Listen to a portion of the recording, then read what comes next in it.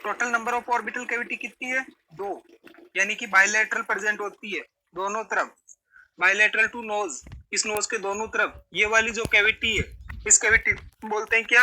Orbital cavity. किसकी बनी होती है ऑर्बिटल कैविटी? तो सर जब अपन ने ईयर स्टार्ट किया था उस दिन मैंने बोला था कि जो ऑर्बिटल कैविटी या फिर आपकी जो स्कल है, वो स्कल आपकी कितनी बोन से मिलकर बना होता है? कितनी टाइप की बोन से मिलकर बना होता है? 2 टाइप की बोन। कौन कौन सी? Cranial bone plus facial bone. Very good. Cranial bone plus facial bone. Cranial bone कितनी थी? 8 और फेशियल कितनी थी? 14। बहुत बढ़िया। ये छोटे छोटे आपके एमसीक्यूज है जो कि सीएचओ के लेवल के ही है। ये जो ऑर्बिटल कैविटी है, वो ऑर्बिटल कैविटी आपकी फेशियल और क्रेनियम दोनों टाइप की बोन से मिलकर बनती है, दोनों टाइप की बोन से मिलकर बनती है। तो अपन कह सकते हैं कि ऑर्बिटल कैविटी को बनाने के लिए आपके स्कल की बोन की जरूरत पड़ती है। Very good. चलिएगा सर, इस ऑर्बिटल कैविटी के अंदर, इस ऑर्बिटल कैविटी के अंदर जो स्ट्रक्चर सिचुएटेड है उसको अपन ने क्या बोला है? आई। सर इस आई को अपन ने, इस आई को देखिएगा इस डायग्राम में, इस डायग्राम में मैं बिल्कुल क्लियरली बोल रहा हूँ कि ये जो आपकी आई है, इस आई को अपन ने 3 पार्ट के अंदर डिवाइड किया है। सबसे पहला आउटर पार्ट, ये देखिएगा, ये जो आपको व्हाइट व्हाइट कलर का जो दिख रहा है, this one is the outer part of eye, जहां मेरा मार्कर घूम रहा है। ये देखिएगा, ये पूरा का पूरा जहां जहां मेरा मार्कर घूम रहा है, this one is the outer part of eye या outer layer.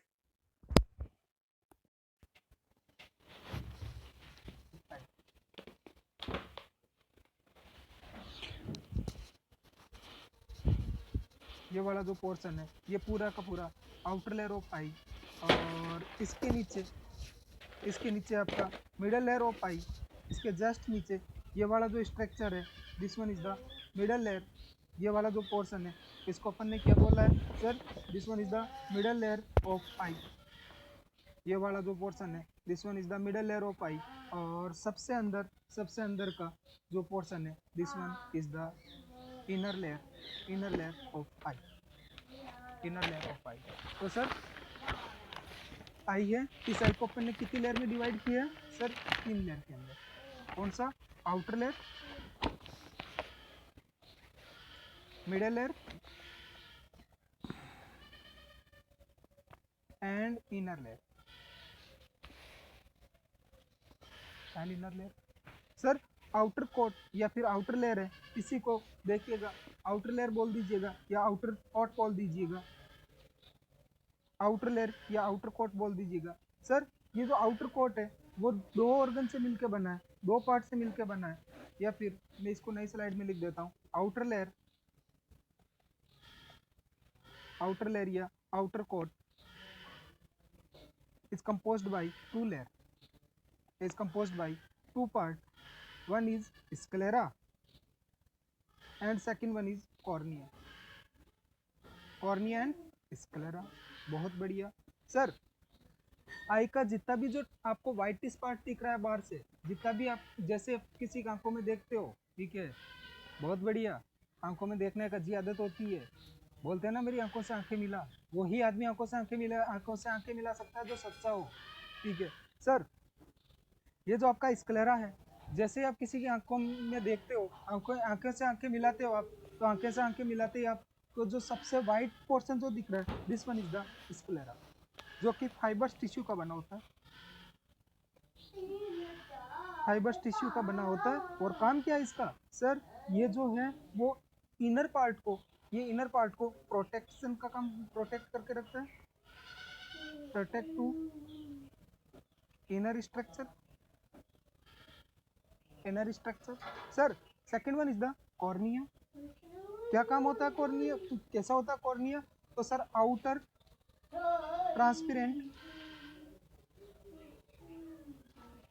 Transparent part of I, outer part होता है, ट्रांसपेरेंट होता है। सर ये जो कॉर्निया है ये एवेस्कुलर होता है,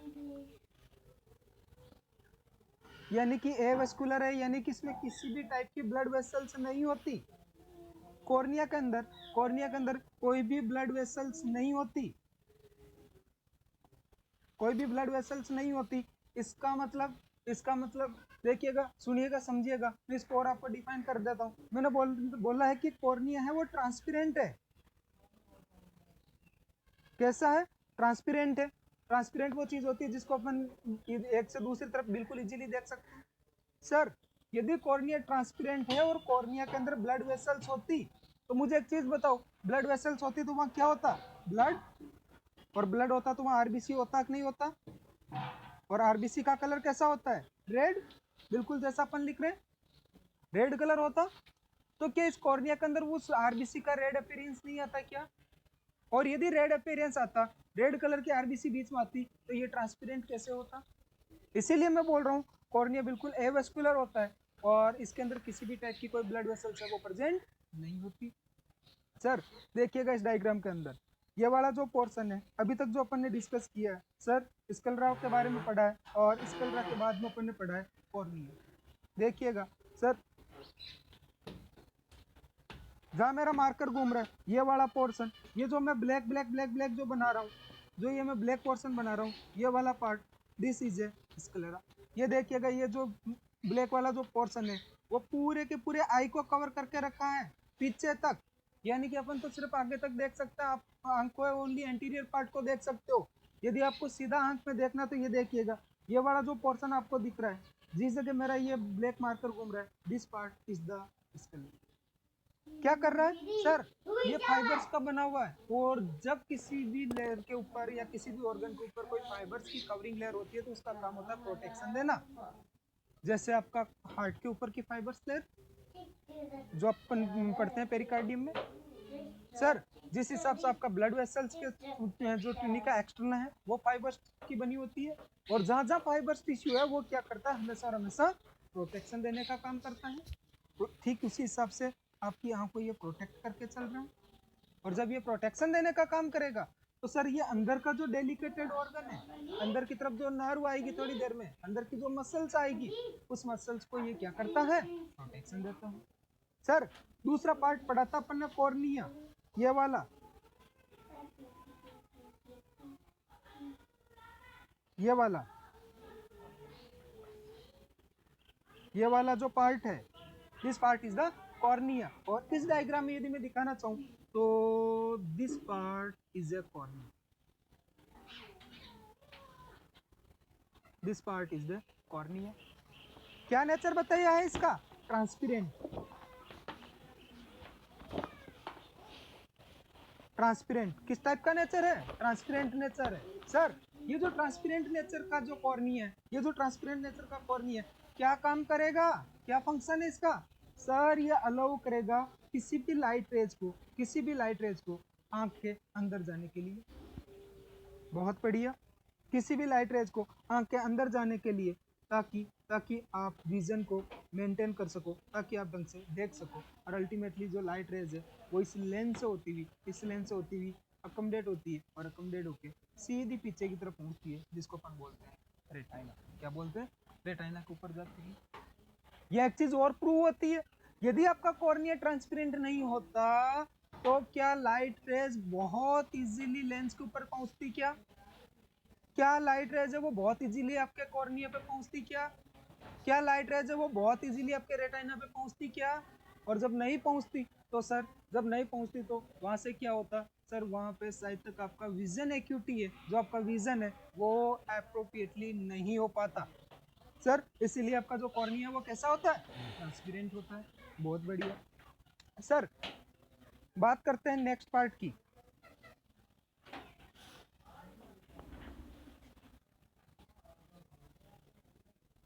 मिडल लेयर, मिडल लेयर या मिडल कॉर्ड, मिडल लेयर या फिर आपका मिडल कॉर्ड, मिडल लेयर या आपका मिडल कॉर्ड। सर ये जो मिडल लेयर है इसको also known as muscular layer,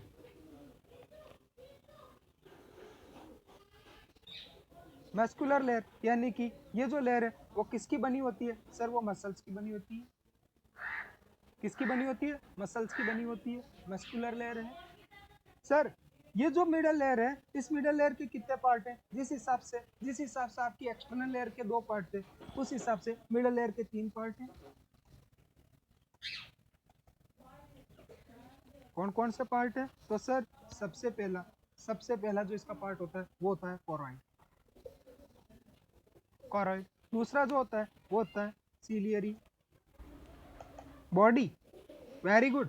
तीसरा जो पार्ट है वो क्या होता है आपका? Iris. Iris, ciliary body and choroid. देखिएगा इस डायग्राम के अंदर, this one is the middle layer of, this one is the middle layer of आई।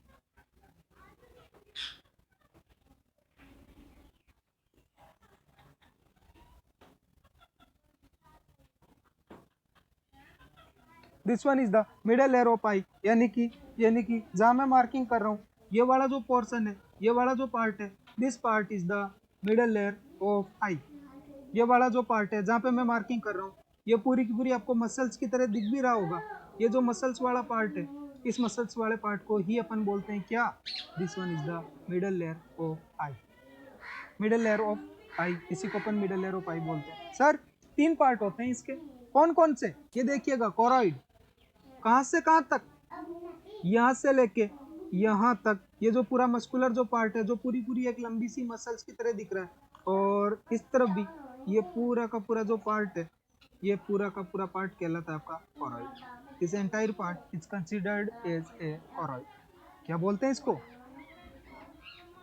कॉरॉइड। किस टाइप का है? सर ये मस्कुलर पार्ट है, मसल से इसके अंदर। सर ये जो कॉरॉइड है, इस कॉरॉइड की प्रॉपर्टी होती है कि इसके अंदर बहुत अच्छी ब्लड वेसल्स होती है, बहुत अच्छी ब्लड सप्लाई होती है, यानी highly vascular part of eye, यानी कि आई का बहुत ही ज्यादा वेस्कुलर पार्ट होता है। यहाँ पे बहुत अच्छी ब्लड वेसल्स प्रेजेंट होती है। Sir second part is the ciliary body. ये वाला पोर्शन जो आपको ये दिख रहा है, this portion is the ciliary body. Ciliary body,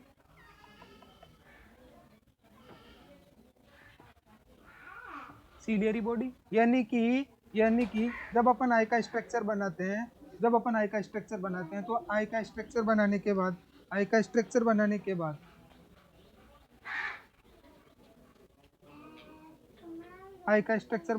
अपन देखते हैं कि आई का स्ट्रक्चर जब अपन बनाते हैं तो हमेशा देखते हैं कि एक इस टाइप का उभार वाला अंदर की तरफ एक अपने को दिखाई देता है। इस टाइप का उभार वाला एक थिंग्स दिखाई देता है, इसी को अपन बोलते हैं सिलियरी बॉडी। सर इस सिलियरी बॉडी का क्या काम है? सर सिलियरी बॉडी का बहुत इंपॉर्टेंट रोल है। लिख लेना इन दोनों चीजों को, याद रखना, बहुत इंपॉर्टेंट चीज है। एक आपने फ्लूइड पढ़ा होगा, aqueous humour. Aqueous humour,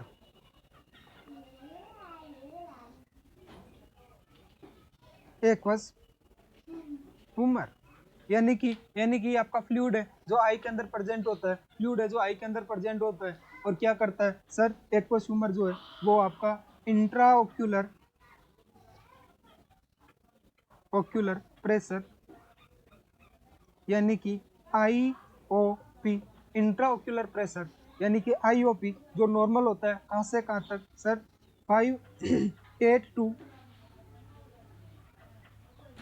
8 to 21 mm of Hg, जिसकी नॉर्मल वैल्यू होती है 8 to 21 mm of Hg, यानी कि इंट्राओक्यूलर प्रेशर। इस इंट्राओक्यूलर प्रेशर को एक फ्लूइड मेंटेन करके रखता है, और इस फ्लूइड को मैं क्या बोलता हूँ? Aqueous humour. क्या बोलता हूँ उसको? Aqueous humour.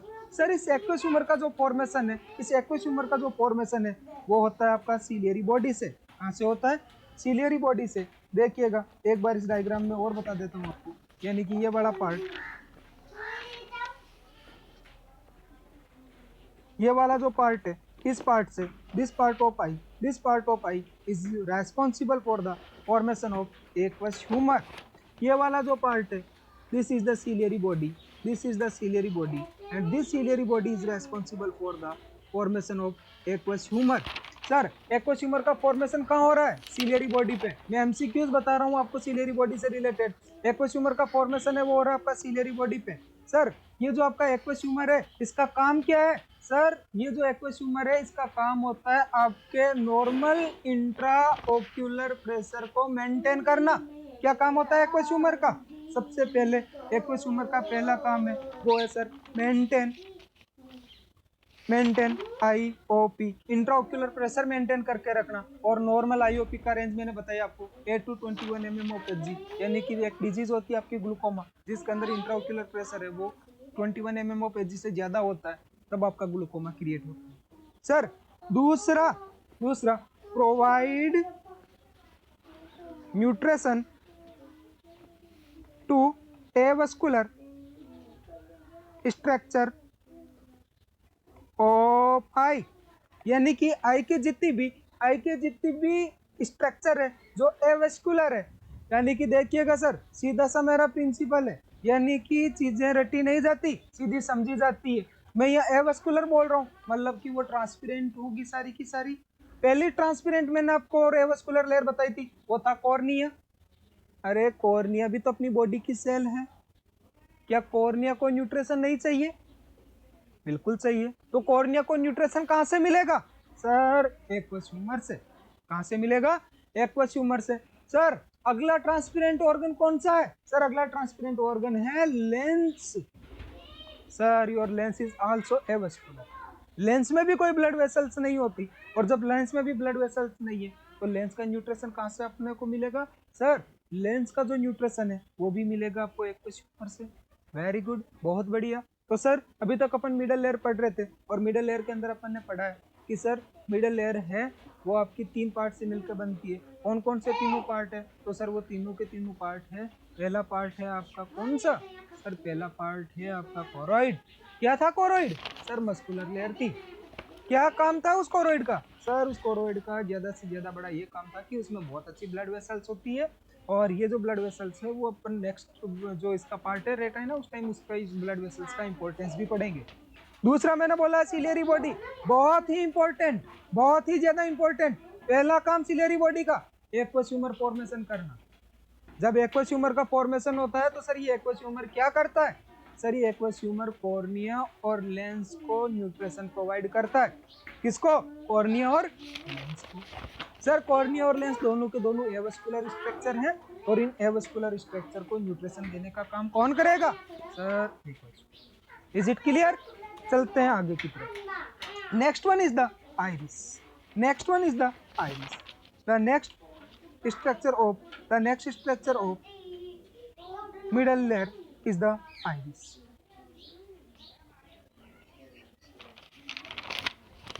The next structure of middle layer is the iris. ये वाला part iris.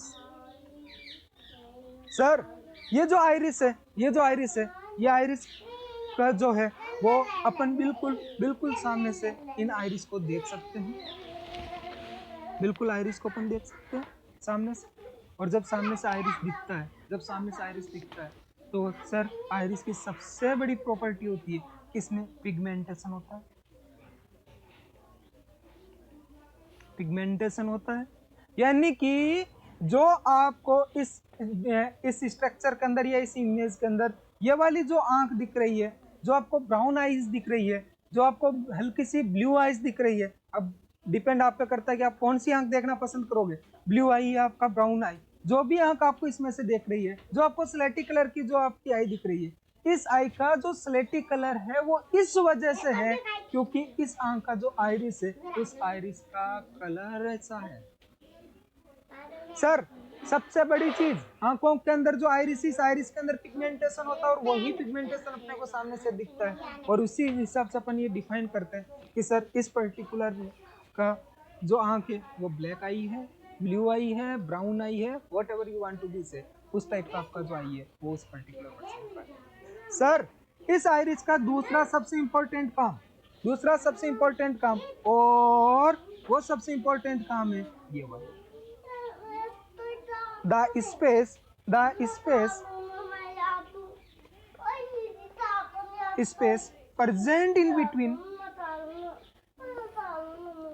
present in between iris known as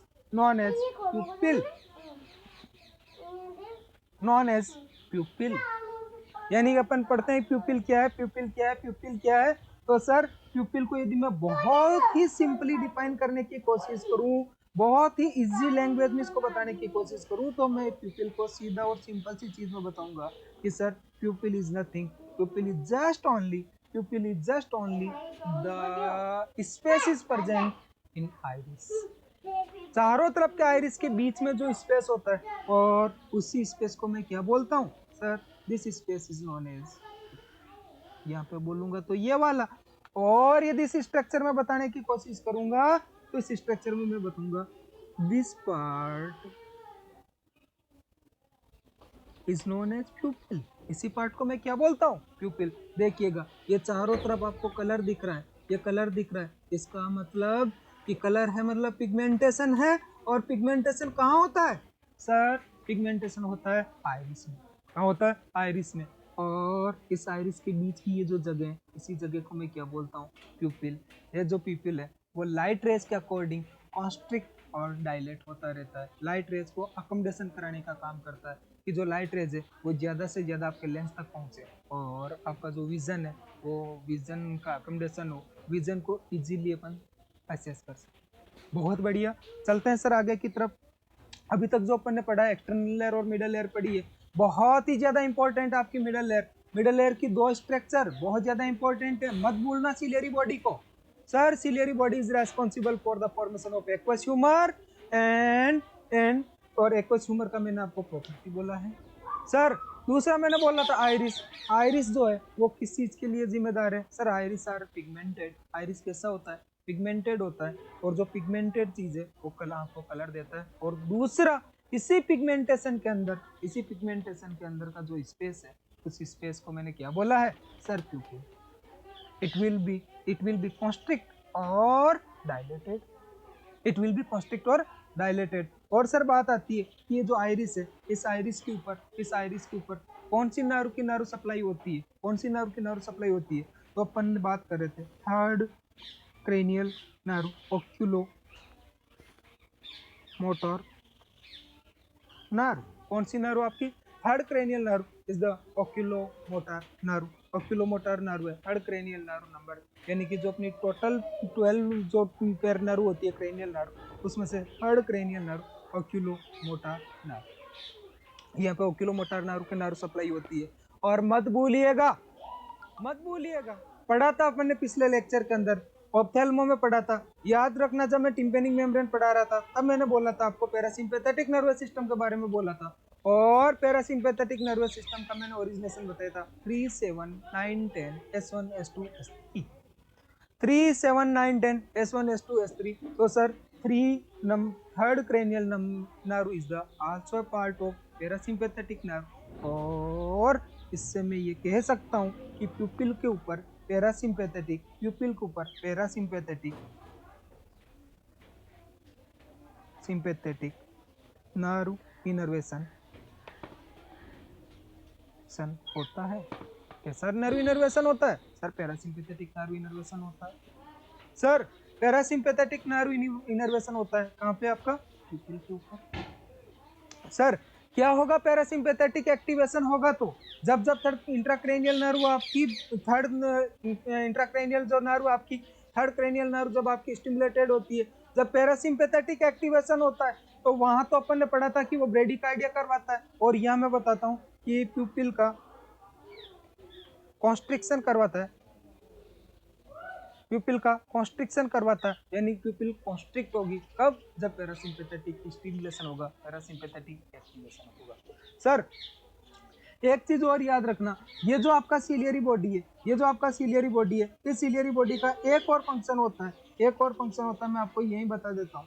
इस सिलियरी बॉडी का एक और फंक्शन होता है कि सर ये जो आपका सिलियरी बॉडी है, it will provide attachment to in lens capsule.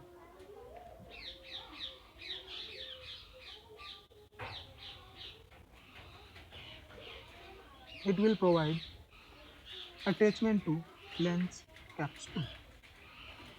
ये देखिएगा, ये आपका जो लेंस कैप्सूल है, इस लेंस कैप्सूल को अटैचमेंट देने का जो काम करता है वो करता है आपका सिलियरी बॉडी, जैसा कि स्ट्रक्चर में आपको बताया। सर ये जो स्ट्रक्चर है, इस स्ट्रक्चर के अंदर बिल्कुल क्लियरली बता रखा है कि इस लेंस कैप्सूल को कौन अटैचमेंट प्रोवाइड करता है। सर ये करता है सिलियरी बॉडी। कौन से लिगामेंट्स के थ्रू? कौन से लिगामेंट्स के थ्रू? तो सस्पेंसरी लिगामेंट, सस्पेंसरी लिगामेंट के थ्रू आपका जो सिलियरी बॉडी है वो लेंस को या लेंस कैप्सूल को अटैचमेंट प्रोवाइड करता है। और उससे क्या होगा सर? उससे ये होगा कि आपका जो लेंस कैप्सूल है वो अटैच्ड रहे। तो सर नेक्स्ट बात करते हैं अपन inner layer of eye. Inner layer of eye. Sir inner layer of eye की यदि मैं बात करूं, इनर लेयर ऑफ आई की यदि मैं बात करूं तो sir the inner layer of eye is also known as nerve layer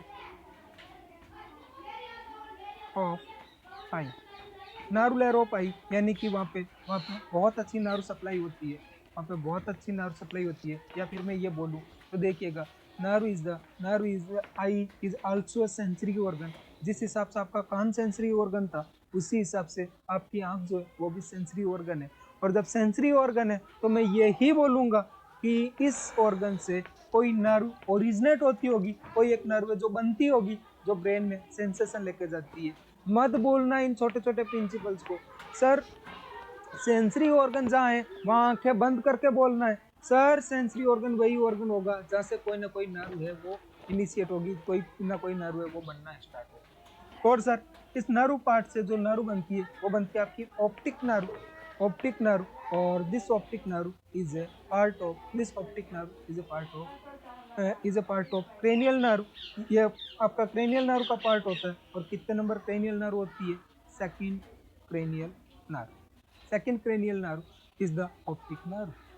sir 12 pair में से मैंने अभी तक आपको 3 नर्व के बारे में थोड़ा थोड़ा बताने की कोशिश की आपको वेगस नर्व के बारे में मैंने बताया था, मैं आपको इंट्राओक्युलर नर्व के बारे में आपको बता रहा हूँ।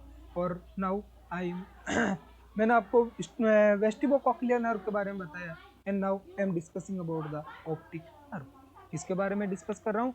ऑप्टिक नर्व के बारे में, जो कहाँ से ओरिजिनेट होती है?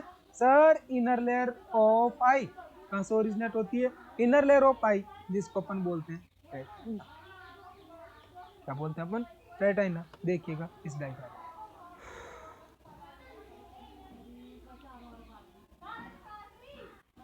बहुत बढ़िया सर, धीरे धीरे we can reach that destination. Sir this inner part is known as the retina और इनर सेल। आपको डायग्राम में दिख रहा होगा कि ये जो येलोइश हल्का सा जो येलोइश कलर का आपका जो डायग्राम दिख रहा है, ये येलोइश कलर का जो पार्ट है this one is the retina. इसी को अपन ने क्या बोला है सर? रेटाइना। क्या बोला है? रेटाइना। सर कहाँ लोकेटेड होता है? तो सर इनर मोस्ट लेयर है। सर ये जो आपका रेटाइना है, इस रेटाइना का काम क्या होता है? सर इस रेटाइना के अंदर आपके नर्व रिसेप्टर्स होते हैं। और ये नर्व रिसेप्टर्स क्या करेंगे? जिस हिसाब से अपन ने कॉक्लिया के अंदर पढ़ा था, कि यार आपका जो कॉक्लिया है उसका काम होता है कि जो भी कोई साउंड वेव जाती है उस साउंड वेव को रिसीव करके आगे की तरफ ट्रांसमिटेड कर रहा था। उसी हिसाब से ये रेटाइना क्या करेगा? तो सर ये जो रेटाइना है, इस रेटाइना का बहुत इंपॉर्टेंट फंक्शन होता है। वो ये होता है कि सर जब भी कोई लाइट रेज आपके कॉर्निया पे पहुंचती है तो ये कॉर्निया क्या करता है? इस टाइप का है, ट्रांसपेरेंट ऑर्गन है। इस ट्रांसपेरेंट ऑर्गन से होती हुई वो लाइट रेज पहुंचती है लेंस पे। And the lens is also transparent organ. Lens भी कैसा ऑर्गन है? ट्रांसपेरेंट ऑर्गन है। इसका मतलब एवस्कुलर है। और ये जो लेंस है वो इस लाइट रेज को अकोमोडेट करके सीधा पहुंचा देता है आपके रेटाइना। कहाँ पहुंचा देता है? रेटाइना को। और सर रेटाइना क्या करता है? इस लाइट रेज को रिसीव करके इसी नर्व रिसेप्टर के थ्रू, इन्हीं के थ्रू, इसी रेटाइना या फिर ये जो आपकी ऑप्टिक नर्व है, ऑप्टिक नर्व है, इस ऑप्टिक नर्व के थ्रू इसको सीधा पहुंचा देता है आपके ब्रेन के अंदर। मैं बार बार बोल रहा हूँ कि ये लाइट रेज को पहुंचा रहा है कहाँ पे, ब्रेन में। सर पहुंचा रहा है, इसका मीनिंग क्या है कि जब ये पहुंचा रहा है तो इसका मतलब ये है कि सर ये जो है एक सेंसरी नर्व है, और सेंसरी नर्व का काम होता है कि किसी पर्टिकुलर ऑर्गन से जो मैसेज रिसीव हुआ है उसको ब्रेन तक पहुंचाना। वेरी गुड सर, ये ब्रेन के अंदर पहुंचाता है, और जैसे ही ब्रेन में ये चीज़ पहुंचती है तो ब्रेन में पहुंचते ही अपने को परसीव होता है कि हाँ वहाँ पे कुछ विजन आया है। सर सो रेटाइना कहाँ लोकेटेड होता है, इनर मोस्ट लेयर पे। क्या काम है सर, काम इसका यही है, receive to light wave and transmit to brain by optic nerve, by the optic nerve। Optic nerve के थ्रू ये कहाँ ट्रांसमिटेड कर देता है, आपके ब्रेन के अंदर। सर ये एक जनरल एनाटॉमी अपन ने डिस्कस किया था, किसका, आंख का, आई का जनरल एनाटॉमी अपन ने डिस्कस किया था। अब इसके बाद में अपने पास एक दो चीज़ें और बच जाती है, वो ये है कि अपन एक दो सेपरेट चीज़ में डिस्कस करते हैं। सबसे पहला जो चीज़ है वो है आपका लेंस, आई लेंस, ये वाला पार्ट।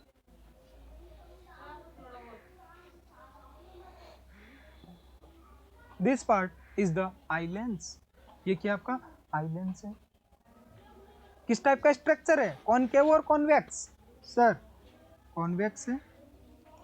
किस टाइप का लेंस है, कॉन्वेक्स है। किसका बना होता है सर, क्रिस्टलाइन प्रोटीन का बना होता है।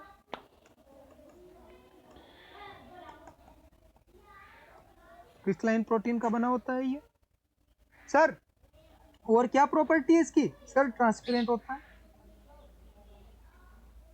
ट्रांसपेरेंट होता है। सर ये जो ट्रांसपेरेंट ऑर्गन है इसके अंदर ब्लड वेसल्स होती है या नहीं होती है, सर नहीं होती है, वेस्कुलर होती है। बहुत बढ़िया, अब तो आप सीख चुके हो। सर ये जो नॉन वेस्कुलर ट्रांसपेरेंट ऑर्गन है जिसको आपने लेंस बोला है, इसका न्यूट्रिशन कहाँ से पूरा होगा, सर इसका न्यूट्रिशन पूरा होगा यह सिलियरी बॉडी से एक फ्लूइड निकलेगा, इस सिलियरी बॉडी से एक फ्लूइड निकलेगा जिसको मैं क्या बोलता हूँ, एक्वस ह्यूमर। इस एक्वस ह्यूमर से इसका न्यूट्रिशन होता है, इसको खाना पीना मिलता है, और जब इसको खाना पीना मिलता है तो सर ये जिंदा रहता है। सर ये जो आपका लेंस है, मैंने बोला है कि ये किसका बना है, सर ये क्रिस्टलाइन प्रोटीन का बना है।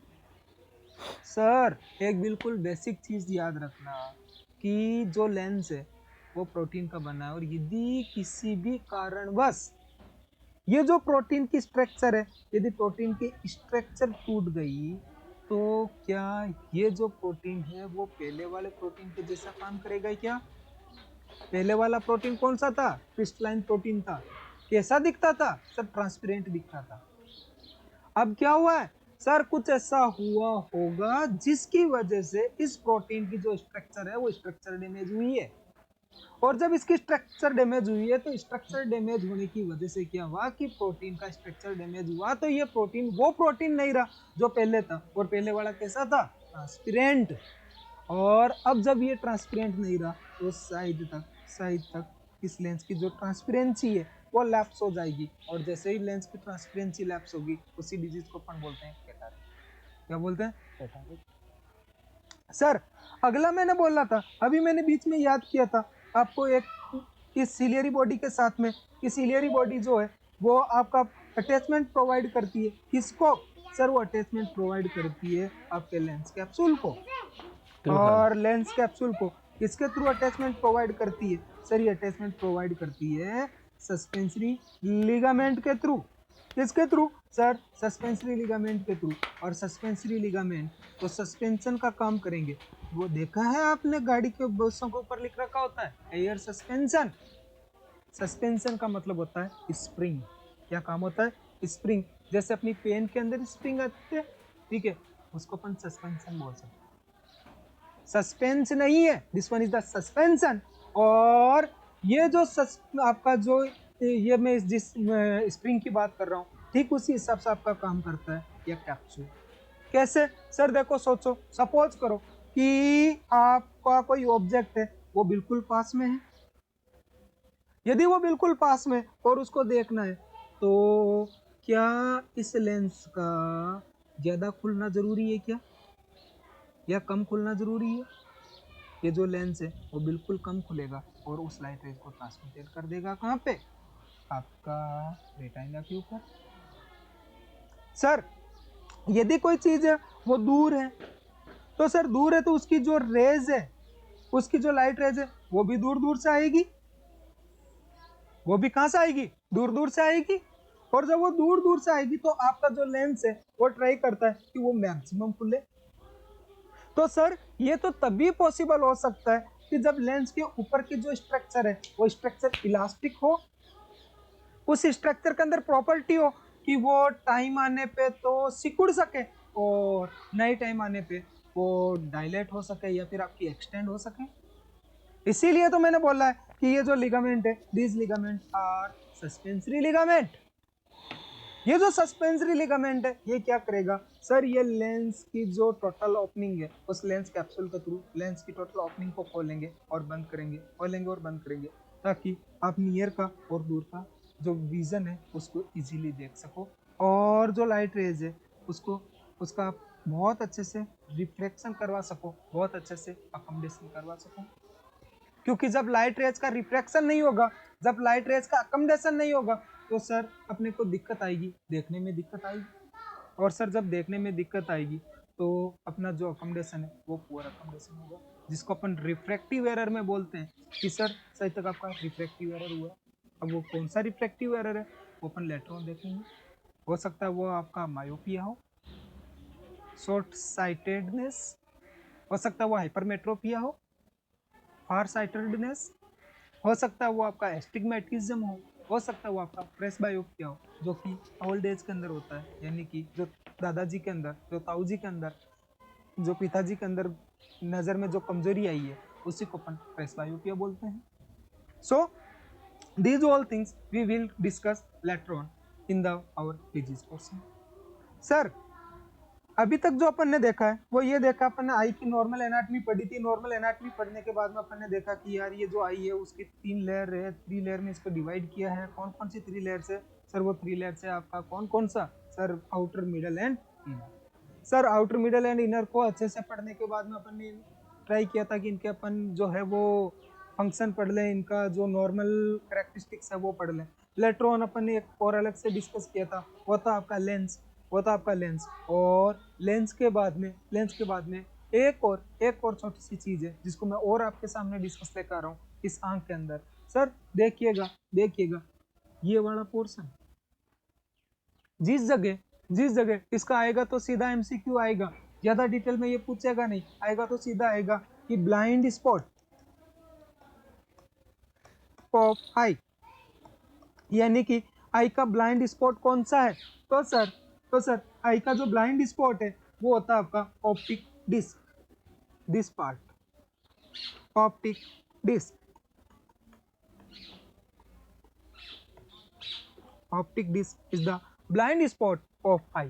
क्यों ब्लाइंड स्पॉट होता है? क्योंकि सर जब कोई लाइट रेज सीधी जाएगी, सीधी जाके यदि वो ऑप्टिक डिस्क पे गिर रही है तो सर ऑप्टिक डिस्क तो वो जगह है जहाँ पे आपकी ऑप्टिक नर्व पूरी बनने के बाद आपकी आंख में से बाहर निकल रही है। सर इस जगह पे आपकी वो सेल्स नहीं होती, यानी इस जगह पे आपकी रॉड एंड कॉन्स नहीं होती। याद रखिएगा, रॉड एंड कॉन्स नहीं होती, और जब रॉड एंड कॉन्स यहाँ नहीं है तो सर आपका विजन नहीं होगा। क्योंकि सर रेटिना के अंदर 2 टाइप की सेल्स होती है, एक होती है रॉड, एक होती है कॉन्स, जिनका काम होता है विजन देखना या दिखना। Sir rods are responsible for night vision, यानी कि जो डार्क विजन होता है उसको देखने के लिए जो सेल रेस्पॉन्सिबल है उसको अपन बोलते हैं रोड। क्योंकि इसका जो स्ट्रक्चर है वो बिल्कुल रोड जैसा होता है, जैसे अपनी लोहे की रोड होती है, ठीक उस रोड की तरह होता है, लाइक दिस। और मैंने इसको ब्लैक से इसलिए बनाया है क्योंकि ब्लैक मतलब डार्क, डार्क मतलब नाइट विजन मतलब कि डार्क विजन के लिए कौन सी सेल रेस्पॉन्सिबल है? रोड्स। सर सेकंड सेल कौन सी है सर? कॉन। इसको कॉन क्यों बोलते हैं? क्योंकि सर ये जो है वो कॉन शेप की होती है। मैं एक दूसरी जगह बनाता हूँ उसको।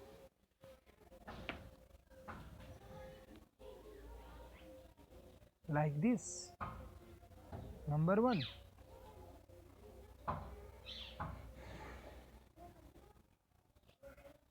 Number 2 and number 3। Sir 3 he colour होते हैं रोड्स के अंदर, कॉन्स के अंदर। पहला होता है ग्रीन, दूसरा होता है red and third one is the, यही आपके नेचुरल कलर भी यही है सर। ये 3 आपके नेचुरल कलर है। बीएचयू के अंदर ये क्वेश्चन पूछा हुआ था कि नेचुरल कलर कौन कौन से हैं सर। ये पढ़ने के बाद आते हैं एक दो छोटे छोटे से टॉपिक और बचते हैं साई की एनाटॉमी में से, ठीक है। क्या पता आपको और पूछ ले इसके बारे में, और पूछा भी जा सकता है, बिल्कुल, ठीक है। और कौन कौन से छोटे छोटे टॉपिक्स हैं वो सर देखिएगा। सबसे पहले मैं बात करता हूँ एंटीरियर पोल।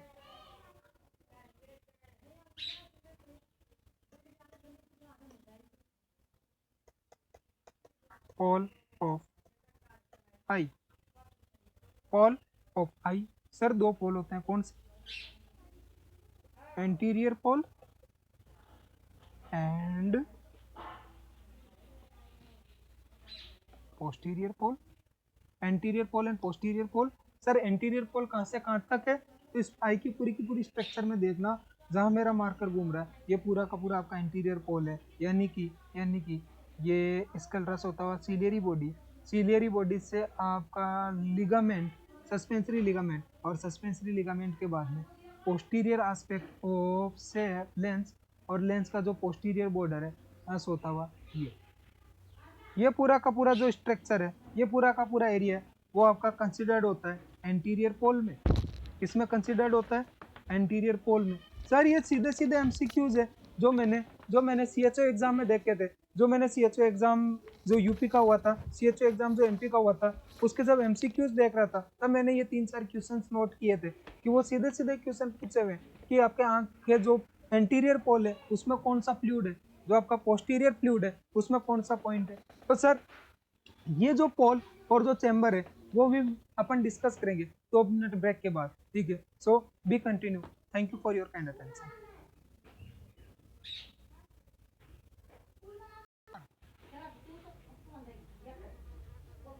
अरे जय श्री कृष्णा जी, स्पीड इतनी ज्यादा है कि अभी जेल नहीं पाएंगे।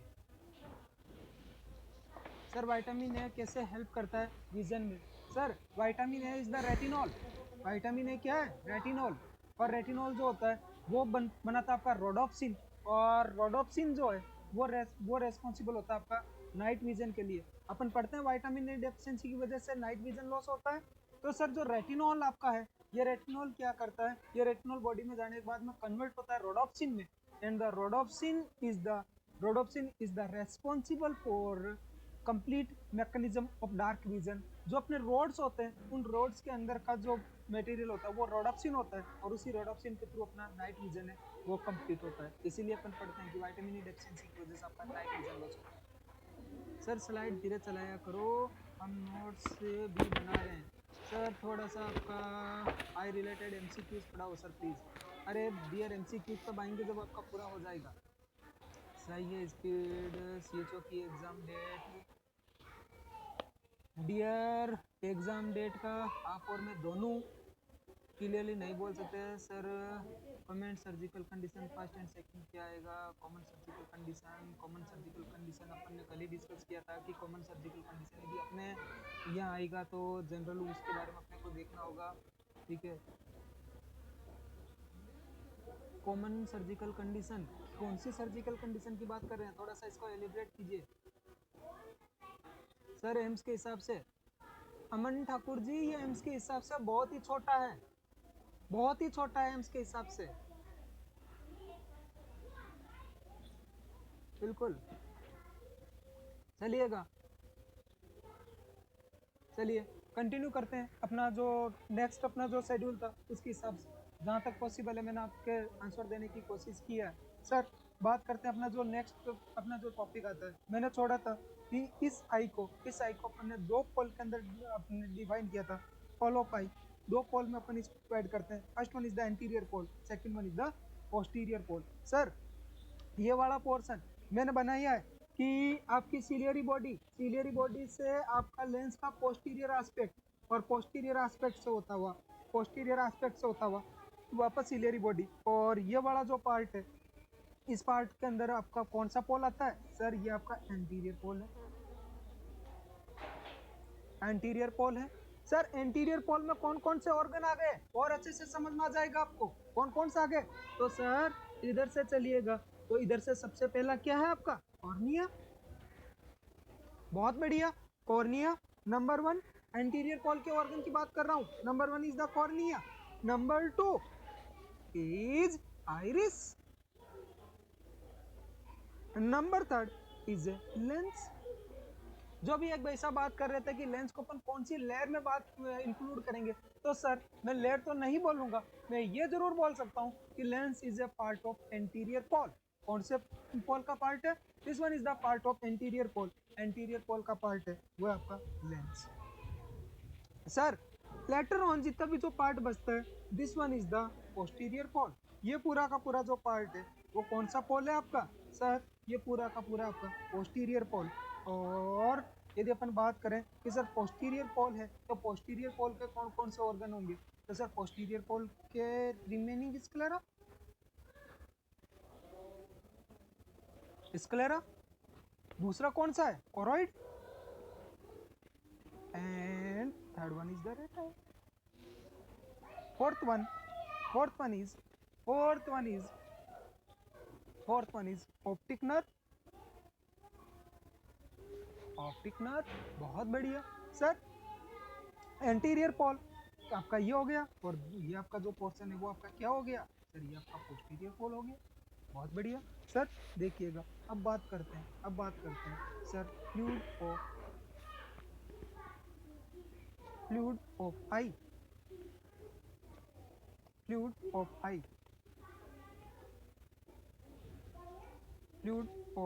आई। आई के फ्लूइड्स की बात कर रहा हूँ। अभी तक अपन ने पढ़ा है कि आपके आई के अंदर कितने पोल थे। इन्हीं पोल के हिसाब से बात कर लेंगे, अच्छा समझ में आ जाएगा। फ्लूइड आई में कितने पोल थे? दो। कौन कौन सा? एंटीरियर और पोस्टीरियर।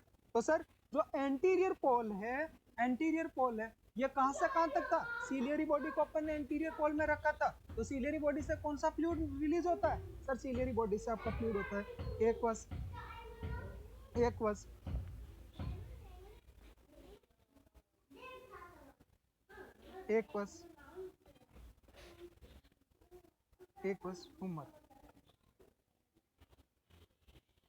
एक्वस ह्यूमर जो आपका फ्लूइड है, this is the part of anterior पोल।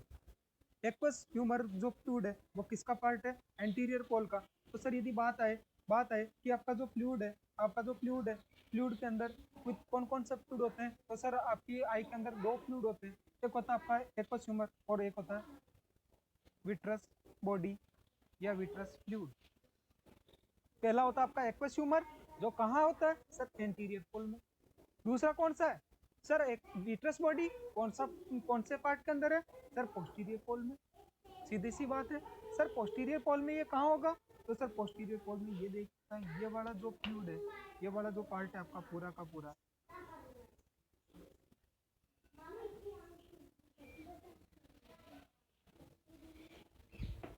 ये वाला जो फ्लूइड है, this part is the vitreous body. क्या बोलते हैं इसको? विट्रस बॉडी या विट्रस आपका tumour, whatever you want to be say दीजिएगा। वो कौन से पोल में? सर वो पोस्टीरियर पोल में।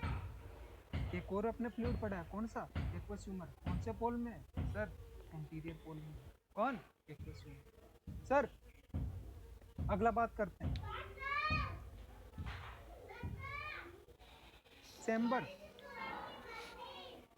चेंबर ऑफ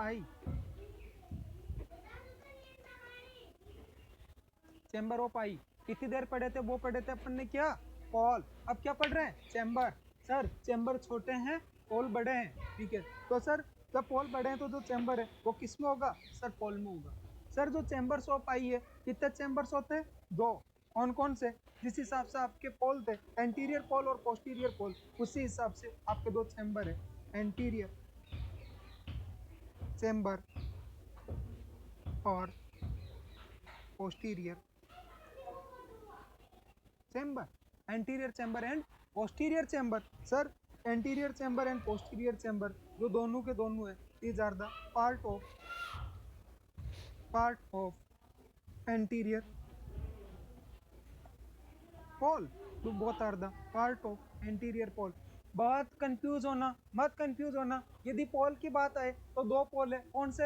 एंटीरियर पोल और पोस्टीरियर पोल, जो कि ऑल स्ट्रक्चर को 2 पार्ट में डिवाइड करते हैं। पूरी की पूरी आंख की स्ट्रक्चर को 2 पार्ट में डिवाइड करते हैं। मैंने ऑर्गन के नाम दिखाए थे आपको कि एंटीरियर पोल के अंदर कौन आएगा? सिलियरी बॉडी, लेंस, आइरिस और कोर्निया। पोस्टीरियर पोल में कौन आएगा? सर आपका स्क्लेरा का जो तभी जो पार्ट बचा हुआ है, कोरोइड, रेटाइना और ऑप्टिक नर्व, यानी जो पीछे वाला पार्ट है वो किस में जाएगा? सर पीछे वाला जो पार्ट है वो आपका पोस्टीरियर पोल में जाएगा। आगे वाला किस में जाएगा? एंटीरियर में जाएगा। इस एंटीरियर पोल को वापस 2 पार्ट में डिवाइड किया है। कौन कौन से 2 पार्ट? सर एंटीरियर चैम्बर और दूसरा कौन सा है? Sir posterior chamber. बहुत बढ़िया। Sir anterior chamber and posterior chamber. Sir देखिएगा, मैं थोड़ा सा आपका आई का स्ट्रक्चर बनाता हूँ, यहाँ पे आपको और अच्छे से समझ में आ जाएगा कि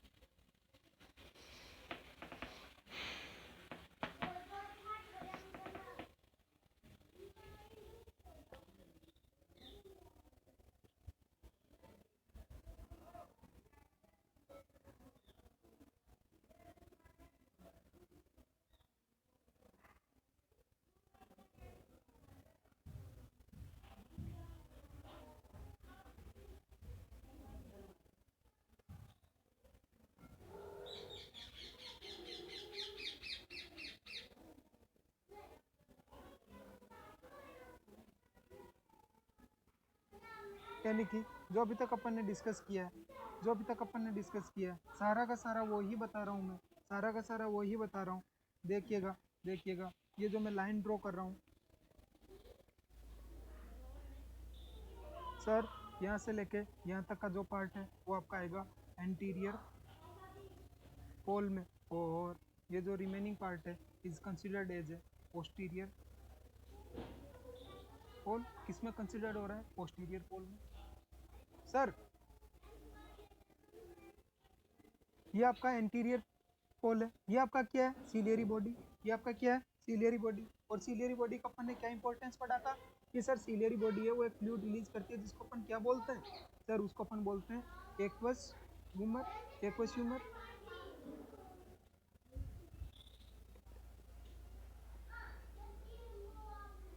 एक्वस ह्यूमर कहाँ से रिलीज हो रहा है? सर आपका रिलीज हो रहा है कहाँ से? सिलियरी बॉडी से। सर ये जो सिलियरी बॉडी से एक्वस ह्यूमर जो रिलीज हो रहा है, ये एक्वस ह्यूमर आएगा आपके इस पार्ट में, और ये किसका पार्ट है? सर एंटीरियर पोल का। इसीलिए तो अपन ने अभी भी पढ़ा कि एंटीरियर पोल के अंदर जो होता है वो कौन सा होता है? सर एक्वस ह्यूमर होता है। सर इस एंटीरियर पोल को अपन ने फर्दर कितने पार्ट में डिवाइड किया है? 2 पार्ट में। कौन कौन सा? Anterior chamber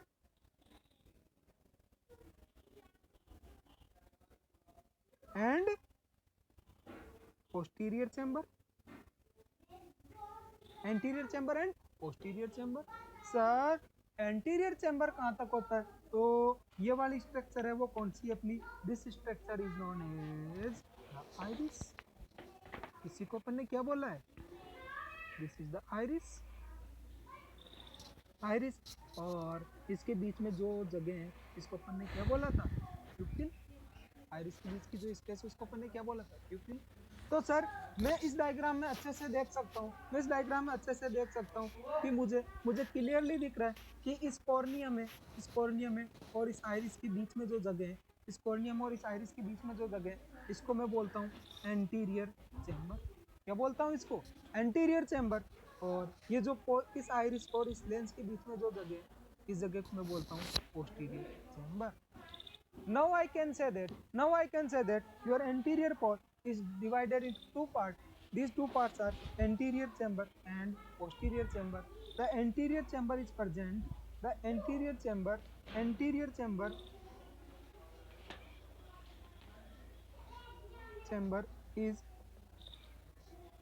located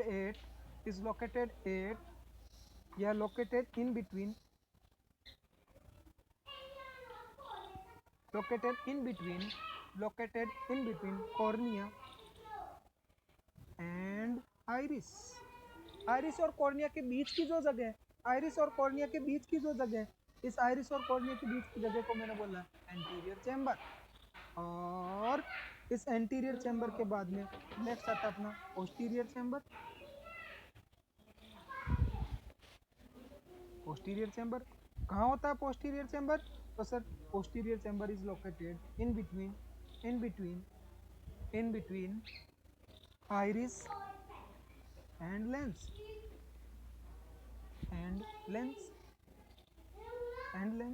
iris and lens। Very good. देखिएगा इस डायग्राम में और अच्छे से दिखा देता हूँ आपको, कि सर ये जो है, चलिएगा यहाँ इतना जगह नहीं है इस डायग्राम के थ्रू अपन इजीली समझ पाएंगे कि क्या आपका एंटीरियर चैम्बर है और क्या आपका पोस्टीरियर चैम्बर है। तो सर एक्वस ह्यूमर है वो कौन से चैम्बर में प्रेजेंट होता है? तो सर वो दोनों चैम्बर में प्रेजेंट होता है, एंटीरियर में और पोस्टीरियर। सर एक्वस ह्यूमर कौन से पोल में होता है? तो सर वो ओनली एंटीरियर पोल में होता है।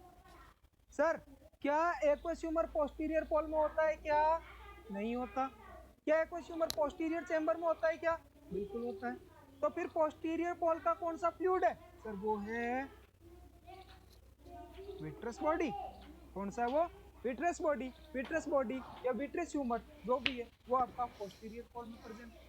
तो सर कंफ्यूज मत होना इनके बीच में, बहुत ज़्यादा कंफ्यूजन क्रिएट होता है यहाँ पे।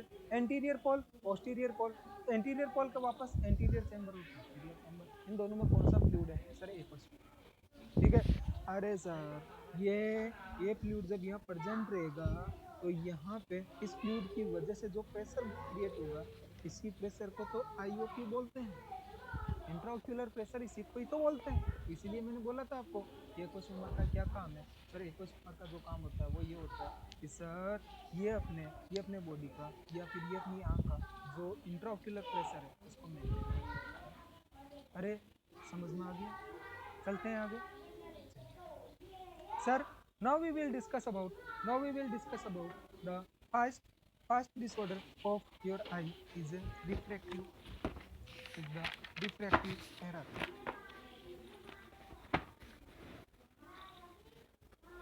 is the refractive error। Look at here, look in this slide, here is the refractive error।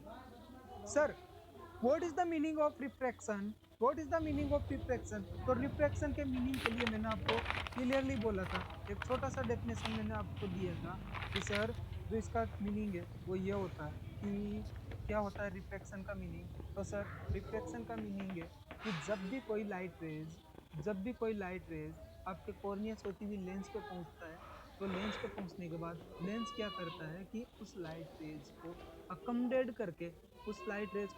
करके सीधा आपके रेटाइना के ऊपर फोकस करवाता है। जब ये सीधा रेटाइना पे फोकस होगा तो फोकस होने से क्या होगा? सर फोकस होने पे आपका जो विजन है वो नॉर्मल विजन कहलाएगा, जिसको अपन बोलते हैं एम्ट्रोपिया। The normal vision is known as एम्ट्रोपिया।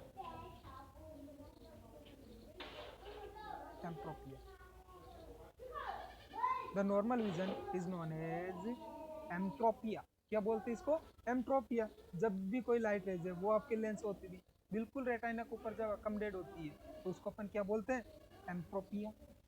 यदि किसी भी कारणवश आपकी जो लाइट रेज है वो रेटाइना के ऊपर नहीं पहुंचे, एग्जैक्टली रेटाइना पे नहीं पहुंचे, रेटाइना पे पहुंचने में उसको दिक्कत हो रही है, यानी कि वो या तो रेटाइना से पहले हो जाए या रेटाइना के बाद में हो, या तो रेटाइना से पहले अकोमोडेट हो जाए लाइक दिस, या रेटाइना के बाद में हो लाइक दिस।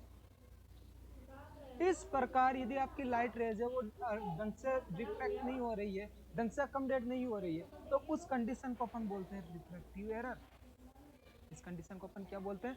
रिफ्रैक्टिव एरर, जिसमें अपन बोलते हैं इसको पास का कम दिखाई देता है, जिसमें अपन बोलते हैं कि इसको दूर का कम दिखाई देता है। सर बहुत सारे ऐसे डिसऑर्डर्स होते हैं जिसमें आपको पास का कम दिखाई देता है, बहुत सारे ऐसे डिसऑर्डर्स होते हैं जिसमें आपको दूर का कम दिखाई देता है, बहुत सारे ऐसे डिसऑर्डर्स होते हैं जिसमें जैसे जैसे उम्र बढ़ती है वैसे वैसे अपना जो दिखने का जो है वो क्या हो जाता है? कम हो जाता है। देखिएगा इस नेक्स्ट स्लाइड में। सर मायोपिया, एस्टिग्मेटिज्म, हाइपरमेट्रोपिया, और एक और मैं यह इंक्लूड करना चाहूंगा प्रेस बायोपिया, प्रेस बायोपिया, प्रेस बायोपिया, यानी कि पांचवा जो आपका चौथा रिफ्रैक्टिव एरर है वो है आपका प्रेस बायोपिया, यानी कि ओल्ड एज की वजह से उम्र बढ़ने के हिसाब से जो रिफ्रैक्टिव एरर क्रिएट होता है उसको अपन बोलते हैं प्रेस बायोपिया। क्या बोलते हैं इसको? प्रेस बायोपिया। सर सबसे पहले बात करते हैं मायोपिया, सबसे पहले किसकी बात करते हैं? मायोपिया की। देखिए डायग्राम के अंदर, this one is the structure of myopia. ये आपके मायोपिया का स्ट्रक्चर है। क्या होता है मायोपिया के अंदर? Sir myopia is also known as short sightedness.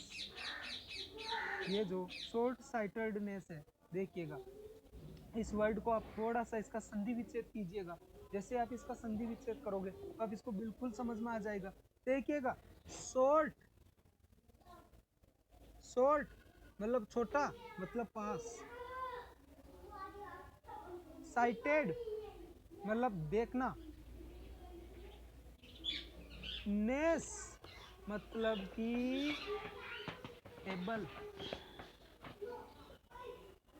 Sir यदि यहाँ होता शॉर्ट साइटेड लेस बात कर रहा हूँ मैं, लेस होता मतलब कि वो उसमें एब्सेंट है।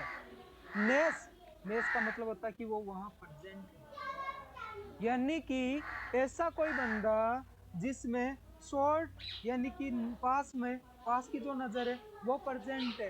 यदि मैं बोलूं कि इसको पास का दिखाई देता है, इसका मतलब दूर का नहीं दिखाई देता, दूर का नहीं दिखाई देता है। और दूर का क्यों नहीं दिखाई देता है? क्योंकि मैंने बोला था कि जो लेंस है, इस लेंस का काम क्या होता है कि लेंस अपनी क्या करता है, साइज को छोटा या बड़ा करता है आपकी रिफ्रैक्शन को मेंटेन करने के लिए।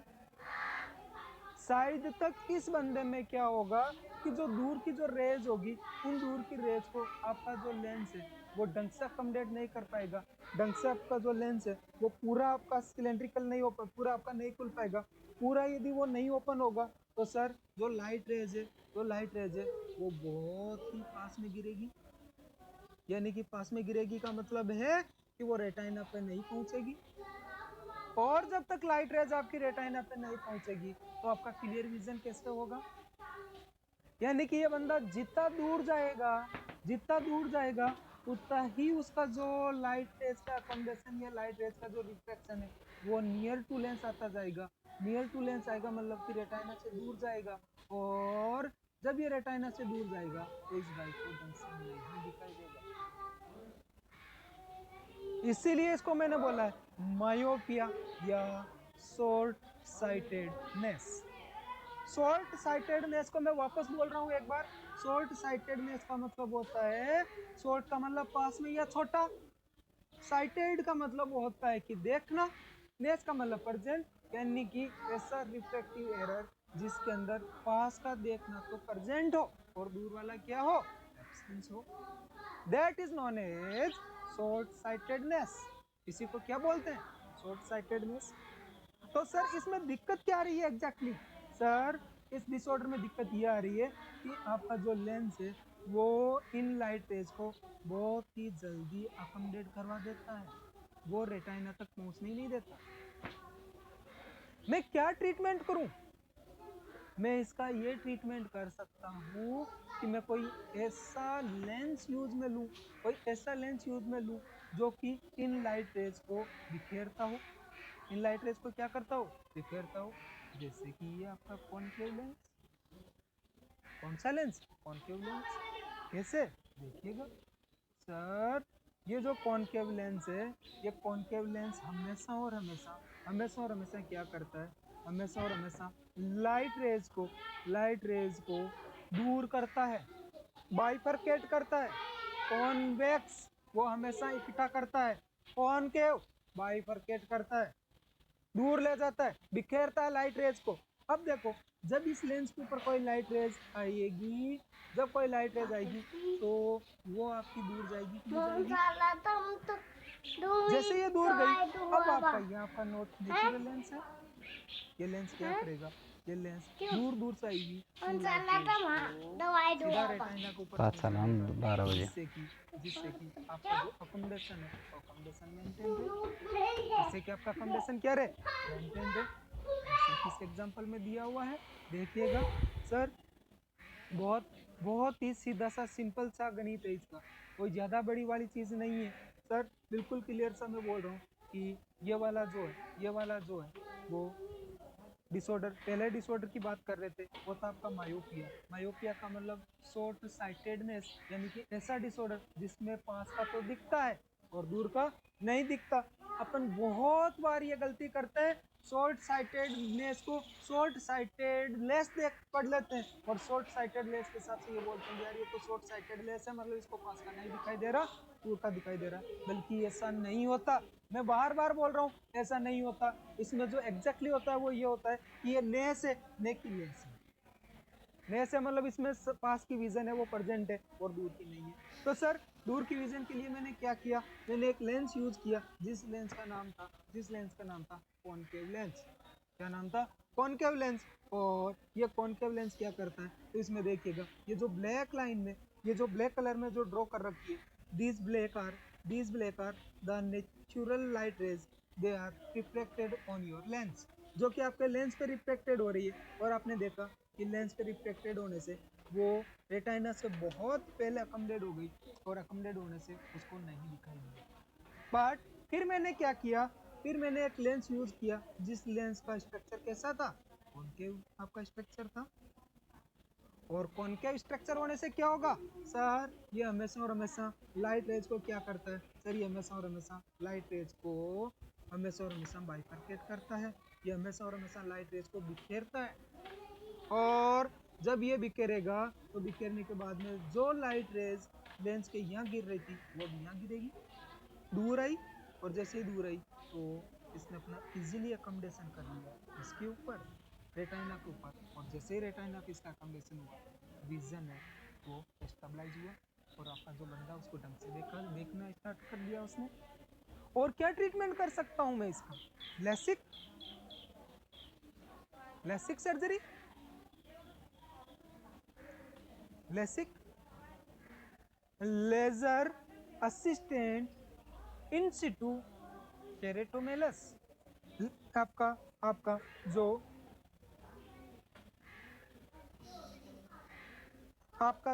आपका जो लेसिक सर्जरी होता है, इस लेसिक सर्जरी का फुल फॉर्म बता रहा हूँ, लेजर असिस्टेंट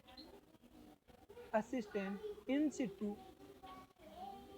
सिटू केरेटोमेलस, इसका फुल फॉर्म होता है। और इसके थ्रू अपन क्या करते हैं सर, इसके थ्रू ये जो अपना कॉर्निया है, इससे पहले जो कॉर्निया है, इस कॉर्निया की साइज को और शेप को मॉडिफाई करते हैं थोड़ा सा, कि कम से कम कॉर्निया के थ्रू जो लाइट रेज है वो बिखर सके और अंदर की तरफ आपका जा सके। Sir, second disorder is your hypermetropia.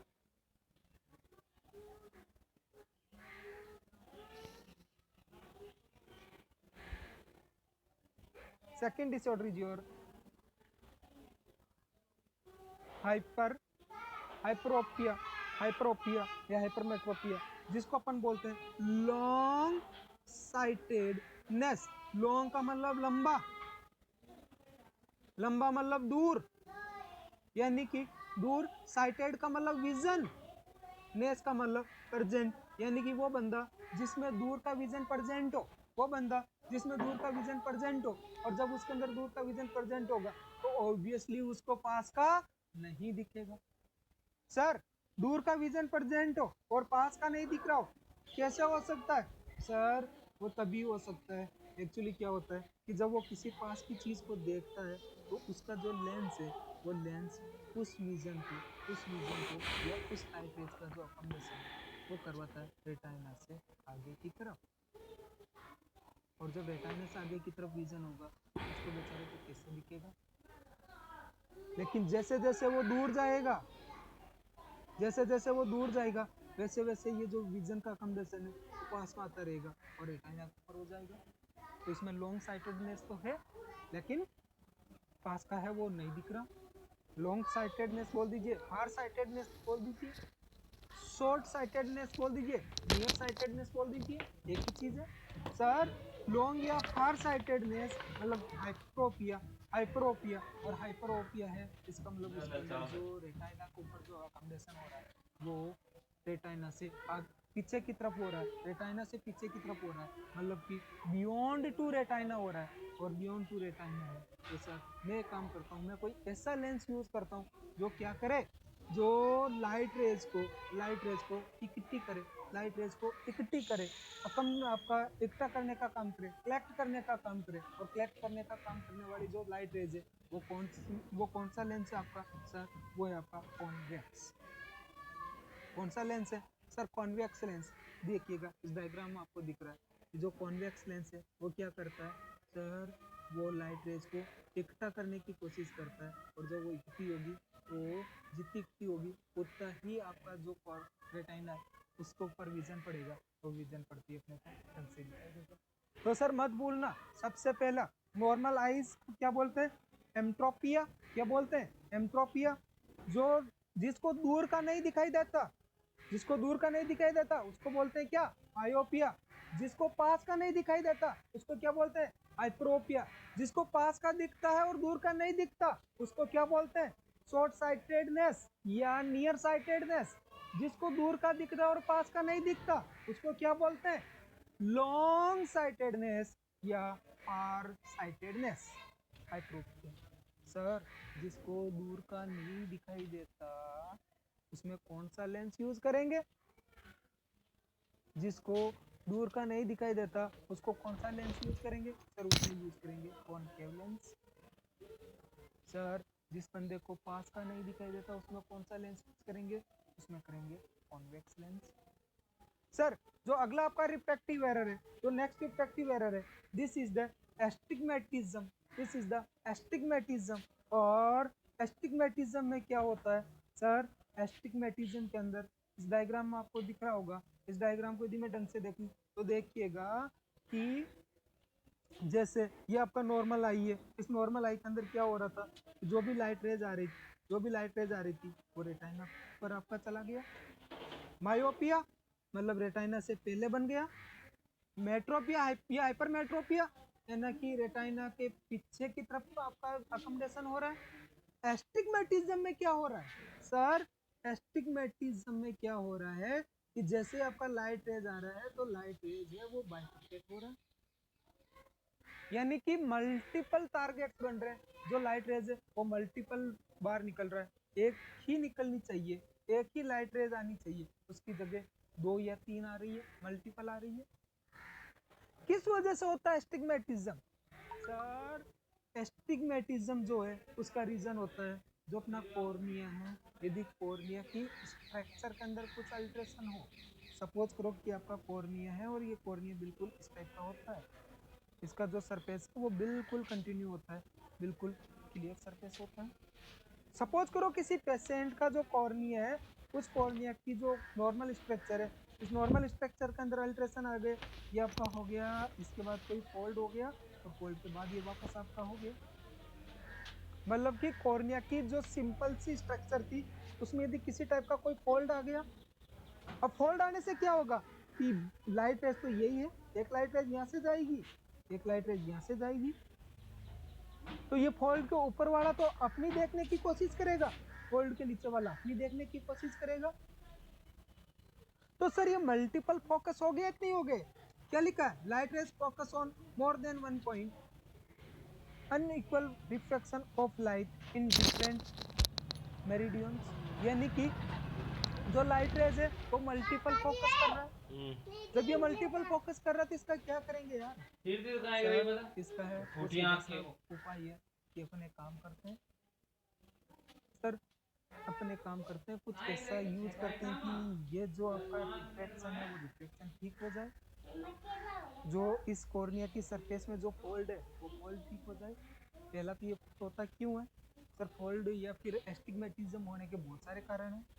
Congenital एनोमलाई, यदि किसी बंदे के अंदर बाय बर्थ आपका एनोमलाई है तो होगा। दूसरा, मान लो किसी ने सर्जरी करवाई हो, सर्जरी कराते टाइम आपका जो कॉर्निया उसकी शेप बिगड़ गई, सर्जन साहब ने तो अच्छा करने की कोशिश किया था लेकिन surgical complications are everywhere. Surgical कितने कॉम्प्लिकेशंस है? ट्रॉमा, यदि किसी भाई के आंख में कुछ चुभ गया हो या ट्रॉमा लग गया हो, उसकी वजह से कॉर्निया की जो स्ट्रक्चर है वो अल्टर्ड हो सकता है। यदि ऐसा कुछ है तो भी आपका एस्टिग्मेटिज्म हो सकता है। अब मल्टीपल फोकस पॉइंट बन सकते हैं, कॉर्निया की जो स्ट्रक्चर है वो डिस्ट्रैक्ट हो सकती है। यदि ऐसा कुछ है तो उसको एस्टिग्मेटिज्म होगा। क्या सर्जरी करवाएंगे सर? इसका लेजर करवाइए, आप इसका लेसिक सर्जरी करवाइए। लेसिक से क्या होगा सर? कॉर्निया जो है इसकी सरफेस को अपन ठीक करने की कोशिश करेंगे। सर ये हो गया आपका तीसरा और चौथा और आखिरी जो आपका रिफ्रैक्टिव एरर होता है, चौथा आपका रिफ्रैक्टिव एरर होता है वो होता है प्रेस बायोपिया। प्रेस बायोपिया, इसका सीधा सा क्वेश्चन आता है, ओल्ड एज उम्र बढ़ने के हिसाब से, उम्र बढ़ने के हिसाब से जो रिफ्रैक्टिव एरर होता है उसको अपन क्या बोलते हैं सर? प्रेस बायोपिया। क्या बोलते हैं उसको? प्रेस बायोपिया। सर प्रेस बायोपिया है, ओल्ड एज के साथ में मोस्ट इंपॉर्टेंट क्वेश्चन है, पूछा हुआ है और पूछा भी जाएगा। सर कैसे इसको क्या होगा इसके अंदर? सर ये होता है ड्यू टू लेस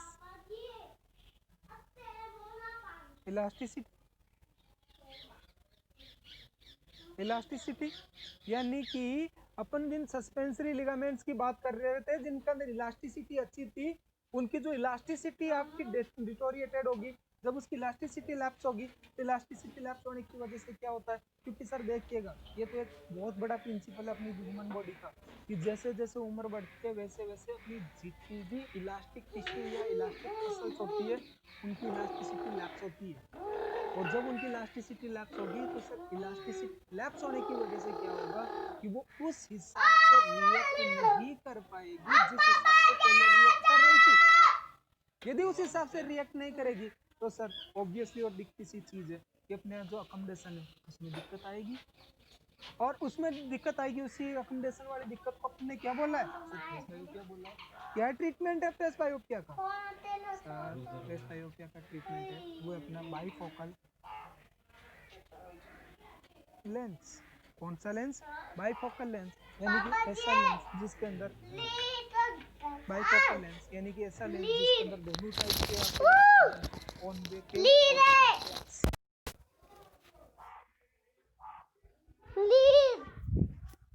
पापा जी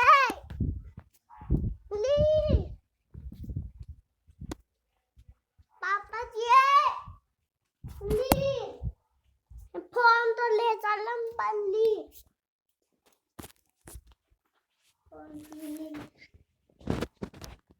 अरे देखा होगा आपने जो ताऊ जी का दादाजी का जो चश्मा होता है, उस चश्मे को यदि आप देखोगे, उस स्पेक्स को आप देखोगे तो देखोगे कि उसका जो कांच है तो चश्मे का जो कांच है वो बना हुआ है, उसमें नीचे की तरफ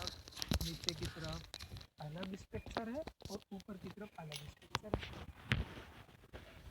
ये जो नीचे वाला है वो पास का जब नहीं दिखता उसके लिए है, जिसके लिए अपन ने यूज किया था कॉन्वेक्स लेंस, और ये जो ऊपर वाला है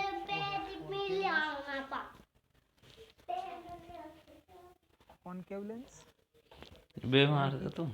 कॉनकेव और कॉन्वेक्स दोनों है, इसलिए मैंने इसको क्या बोला है? बाईफोकल लेंस मैंने इसको बोला है। अरे रुक रे यार, सर मेरे सिर दर्द हो रही है। यहाँ पे आपके रिफ्रैक्टिव एरर खत्म होते हैं। मैंने चारों रिफ्रैक्टिव एरर बोले हैं। पहले मैंने नॉर्मल बोला था, इन्वर्ट्रेक्टिया जिसको अपन बोलते हैं नॉर्मल विजन को। दूसरा मैंने बोला था माइरोपिया, जिसके अंदर पास का दिख रहा था और दूर का नहीं दिख रहा था। कौन सा लेंस यूज किया? कॉनकेव। अगला मैंने बोला था क्या? मेट्रोपिया, फिर या फिर आपका हाइट्रोपिया। सर इसमें क्या था? दूर का नहीं दिख रहा था और पास का, सॉरी दूर का दिख रहा और पास का नहीं दिख रहा। कौन सा लेंस यूज लिया? Convex lens. अगला कौन सा?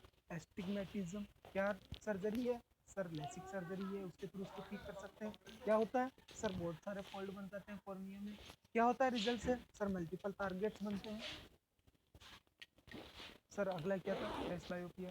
इसमें होता है सर ताऊजी में, दादाजी में होता है, दादाजी वाली बीमारी है। क्या ट्रीटमेंट है?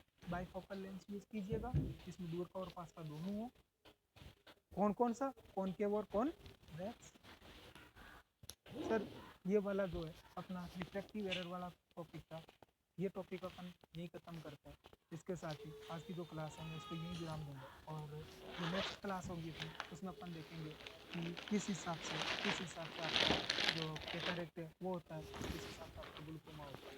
अब विराम देता हूँ। Thank you so much, thank you so much for your kind attention. पढ़ते रहिए, पढ़ते रहिए और पढ़ते रहिए। सक्सेस आपकी है और आपको मिलकर ही रही है, कोई नहीं रोक सकता आपको। Thank you so much, have a nice day. काय तू प्रेझेंटी चल